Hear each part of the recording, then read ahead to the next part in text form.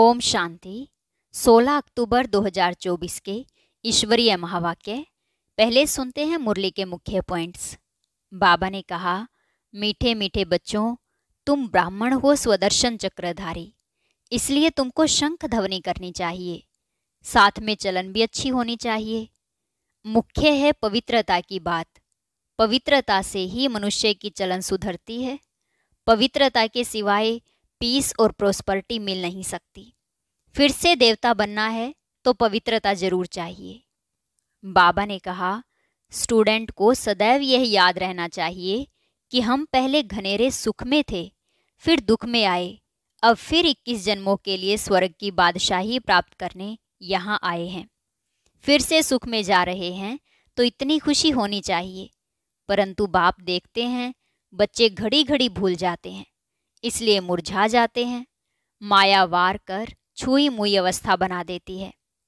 Last में बाबा ने कहा, तुम ब्राह्मण बहुत बहुत भाग्यशाली हो जो तुम्हें पास्ट, प्रेजेंट और फ्यूचर का ज्ञान मिला है। तुम स्वयं भी गुलगुल बनते हो, फिर औरों को आप समान ब्राह्मण बनाकर स्वर्गवासी देवी देवता बनाते हो। भले स्वर्ग में तो सभी देवी देवताएं सुखी होंगे, परंतु मर्तबे का फर्क तो पड़ता है ना। जो जितना संपूर्ण बनेंगे उतना बहुत समय सुख पाएंगे। और अब सुनते हैं महावाक्यों को विस्तार से। मुरली का सार। मीठे बच्चे, तुम माता पिता के सम्मुख आए हो अपार सुख पाने। बाप तुम्हें घनेरे दुखों से निकाल घनेरे सुखों में ले जाते हैं। प्रश्न, एक बाप ही रिजर्व में रहते पुनर्जन्म नहीं लेते हैं, क्यों? उत्तर, क्योंकि कोई तो तुम्हें तमो प्रधान से सतो प्रधान बनाने वाला चाहिए। अगर बाप भी पुनर्जन्म में आए तो तुमको काले से गोरा कौन बनाए, इसलिए बाप रिजर्व में रहता है। दूसरा प्रश्न, देवताएं सदा सुखी क्यों हैं? उत्तर, क्योंकि पवित्र है। पवित्रता के कारण उनकी चलन सुधरी हुई है। जहाँ पवित्रता है वहाँ सुख शांति है। मुख्य है पवित्रता। ओम शांति। मीठे मीठे सीखी लदे बच्चों प्रति रूहानी बाप समझाते हैं। वह बाप भी है, मात पिता भी है। तुम गाते थे ना, तुम मात पिता हम बालक तेरे, तुम्हारी कृपा से सुख घनेरे। सब पुकारते रहते हैं। किसको पुकारते हैं? परम पिता परमात्मा को। बाकी उनको समझ में नहीं आता कि उनकी कृपा से सुख घनेरे कौन से और कब मिले। सुख घनेरे किसको कहा जाता है वह भी नहीं समझते। अभी तुम यहाँ सामने बैठे हो, जानते हो यहाँ कितने दुख घनेरे हैं। यह है दुख धाम, वह है सुख धाम। किसकी बुद्धि में नहीं आता कि हम 21 जन्म स्वर्ग में बहुत सुखी रहते हैं। तुमको भी पहले यह अनुभव नहीं था। अभी तुम समझते हो हम उस परम पिता परमात्मा माता पिता के सामने बैठे हैं। जानते हो हम 21 जन्मों के लिए स्वर्ग की बादशाही प्राप्त करने के लिए ही यहाँ आते हैं। बाप को भी जान लिया और बाप द्वारा सारे सृष्टि चक्र को भी समझ लिया है। हम पहले घनेरे सुख में थे, फिर दुख में आए। यह भी नंबरवार हर एक की बुद्धि में रहता है। स्टूडेंट को तो सदैव याद रहना चाहिए, परंतु बाबा देखते हैं घड़ी घड़ी भूल जाते हैं, इसलिए फिर मुरझा जाते हैं। छुई मुई अवस्था हो जाती है, माया वार कर लेती है। वह जो खुशी होनी चाहिए वह नहीं रहती। नंबरवार पद तो है ना। स्वर्ग में तो जाते हैं, परंतु वहाँ भी राजा से लेकर रंक तक रहते हैं ना। वह गरीब प्रजा, वह साहूकार। स्वर्ग में भी ऐसे है तो नर्क में भी ऐसे है, ऊंच और नीच। अभी तुम बच्चे जानते हो हम पुरुषार्थ करते हैं सुख घनेरे पाने के लिए। इन लक्ष्मी नारायण को सबसे जास्ती सुख घनेरे हैं ना। मुख्य है पवित्रता की बात। पवित्रता के सिवाय पीस और प्रोस्पर्टी मिल नहीं सकती। इसमें चलन बहुत अच्छी चाहिए। मनुष्य की चलन सुधरती है पवित्रता से। पवित्र हैं तो उनको देवता कहा जाता है। तुम यहाँ आए हो देवता बनने के लिए। देवताएं सदा सुखी थे, मनुष्य कोई सदा सुखी हो न सके। सुख होता ही है देवताओं को। इन देवताओं की ही तुम पूजा करते थे ना, क्योंकि पवित्र थे। सारा मदार है पवित्रता पर। विघ्न भी इसमें ही पड़ते हैं। चाहते हैं दुनिया में पीस हो। बाबा कहते हैं सिवाय पवित्रता के शांति कभी हो न सके। पहली पहली मुख्य है ही पवित्रता की बात। पवित्रता से ही सुधरी हुई चलन होती है। पतित होने से फिर चलन बिगड़ती है। समझना चाहिए अब हमको फिर से देवता बनना है तो पवित्रता जरूर चाहिए। देवताएं पवित्र हैं तब तो अपवित्र मनुष्य उनके आगे माथा टेकते हैं। मुख्य बात है पवित्रता की। पुकारते भी ऐसे हैं, हे पतित पावन आकर हमको पावन बनाओ। बाप कहते हैं काम महाशत्रु है, इन पर जीत पहनो। इन पर जीत पाने से ही तुम पवित्र बनेंगे। तुम जब पवित्र सतो प्रधान थे तो शांति थी, सुख भी था। तुम बच्चों को अब याद आई है, कल की ही तो बात है। तुम पवित्र थे तो अथाह सुख शांति सब कुछ था। अब फिर तुमको यह लक्ष्मी नारायण बनना है। इसमें पहली मुख्य बात है संपूर्ण निर्विकारी बनना। यह तो गायन है, यह है ज्ञान यज्ञ। इसमें विघ्न तो जरूर पड़ेंगे। पवित्रता के ऊपर कितना तंग करते हैं। आसुरी संप्रदाय और दैवी संप्रदाय भी गाई हुई है। तुम्हारी बुद्धि में है सतयुग में यह देवता थे। भल सूरत तो मनुष्यों की है, परंतु उन्हों को देवता कहा जाता है। वहाँ है संपूर्ण सतो प्रधान, कोई भी खामी वहाँ होती नहीं, हर चीज परफेक्ट होती है। बाप परफेक्ट है तो बच्चों को भी परफेक्ट बनाते हैं। योग बल से तुम कितने पवित्र ब्यूटीफुल बनते हो। यह मुसाफिर तो एवर गोरा है, जो तुमको सावरे से आकर गोरा बनाते हैं। वहाँ नेचुरल ब्यूटी होती है, खूबसूरत बनाने की दरकार नहीं रहती। सतो प्रधान होते ही हैं खूबसूरत, वही फिर तमो प्रधान होने से काले हो पड़ते हैं। नाम ही है श्याम और सुंदर। श्री कृष्ण को श्याम और सुंदर क्यों कहते हैं, इसका अर्थ कभी कोई बता ना सके सिवाय बाप के।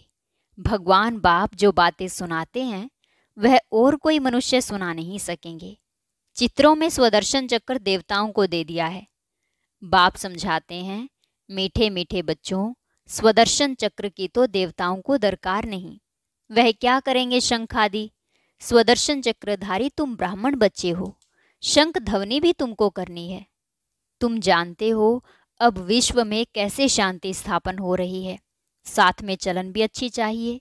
भक्ति मार्ग में भी तुम देवताओं के आगे जाकर अपनी चलन का वर्णन करते हो ना, परंतु देवताएं कोई तुम्हारी चलन को सुधारते नहीं है।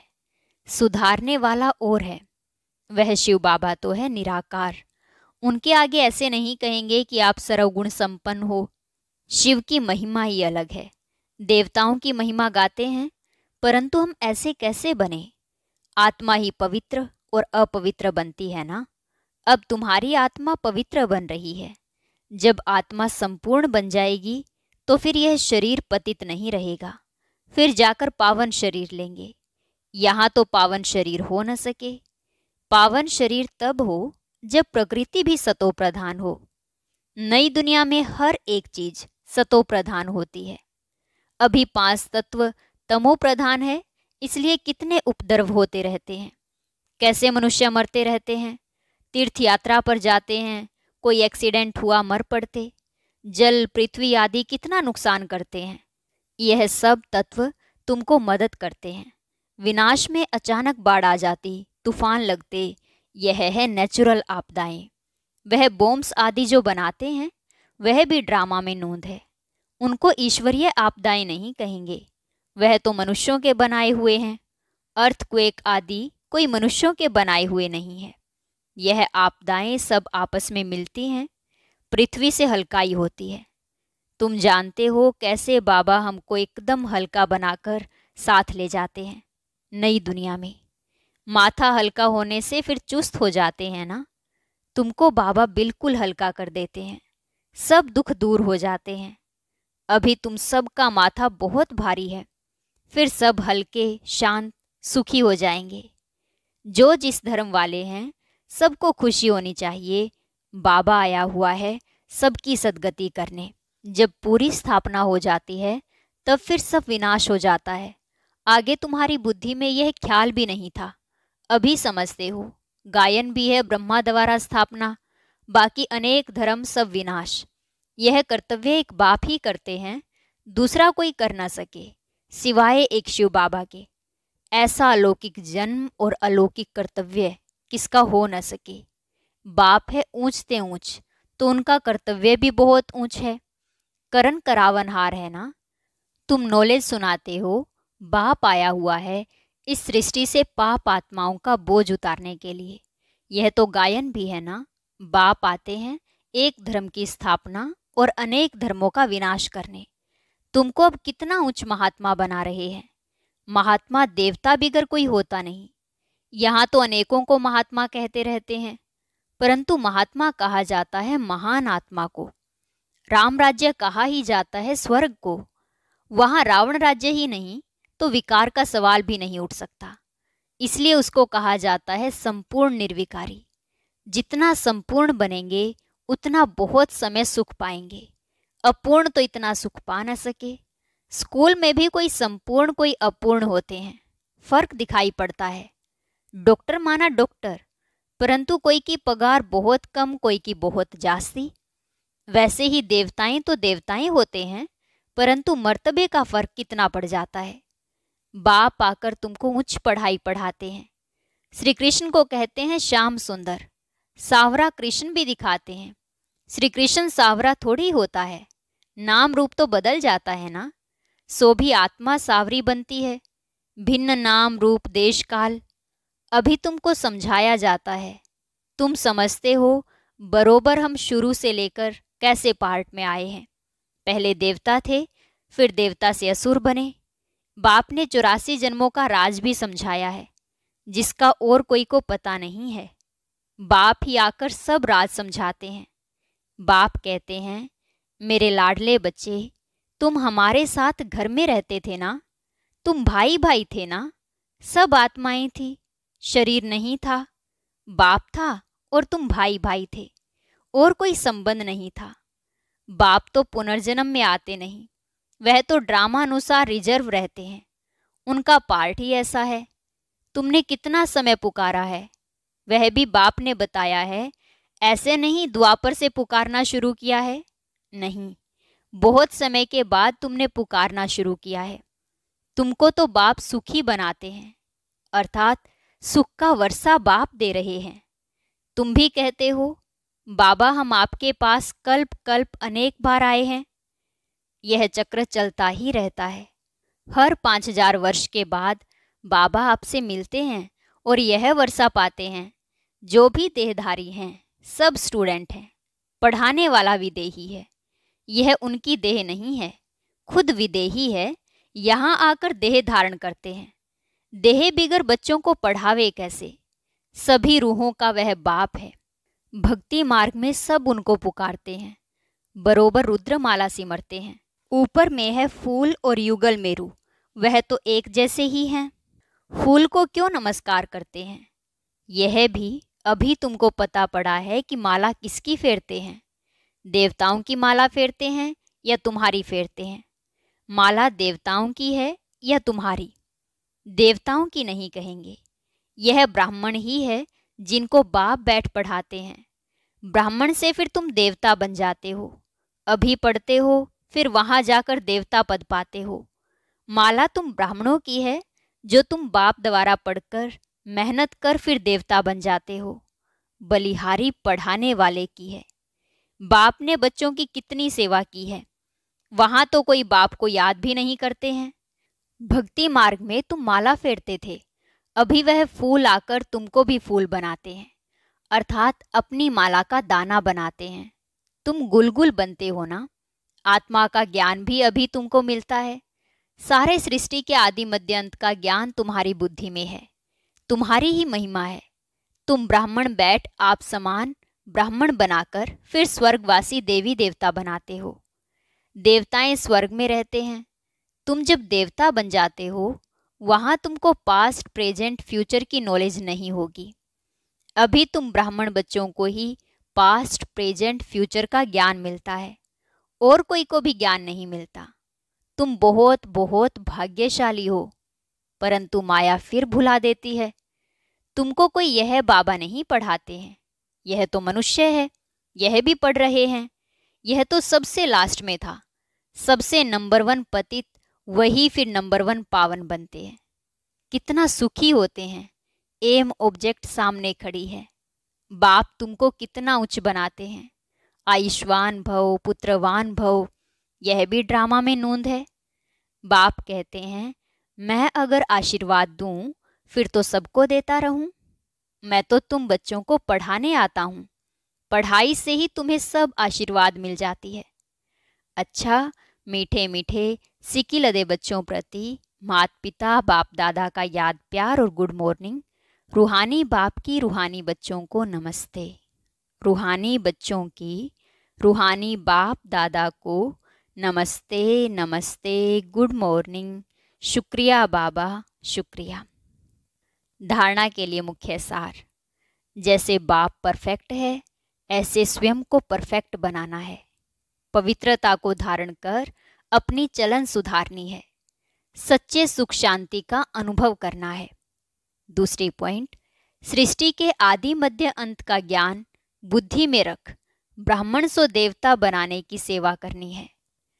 अपने ऊंच भाग्य को कभी भूलना नहीं है। वरदान, धारणा स्वरूप द्वारा सेवा करके खुशी का प्रत्यक्ष फल प्राप्त करने वाले सच्चे सेवाधारी भव। धारणा स्वरूप द्वारा सेवा करके खुशी का प्रत्यक्ष फल प्राप्त करने वाले सच्चे सेवाधारी भव।